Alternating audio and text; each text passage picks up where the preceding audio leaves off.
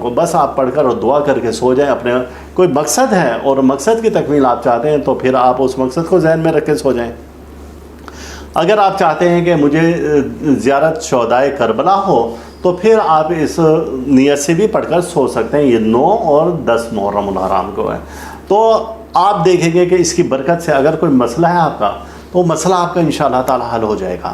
اور اگر آپ نے زیارت شہدائے کربلا کی رکھی ہے تو پھر آپ کو زیارت ہو جائے گی انشاءاللہ تعالی اسی رات میں ہو جائے گی. آج تک مجھے ایک بھی ایسا شخص نہیں ملا کہ جس نے کہا کہ یہ وظیفہ میں نے کیا اور ہمیں ناکامی ملی.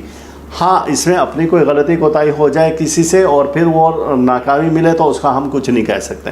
لیکن اس وظیفے کی صداقت میں کہیں پر کوئی شک کا شبہ نہیں ہے, کوئی شک کی کہیں پر بھی گنجائش نہیں ہے.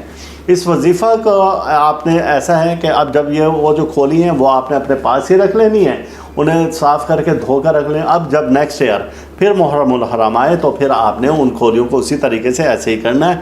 تو یہ آپ کے لیے ایک بہترین وظیفہ ہے. اگر اس میں سے کوئی کھولی ٹوٹ جائے تو آپ اسے چینج کر لیں. میری جانب سے اس وظیفہ کی اجازت ہے. اور اللہ تعالیٰ ہم سب کا روحانی مزاج اسی طرح سے برقرار رکھے اور اللہ تعالیٰ ہر دکھ سے, درد سے, بیماری, رنجولہ, مصیبت, حادثہ, پریشانی سے محفوظ رکھے.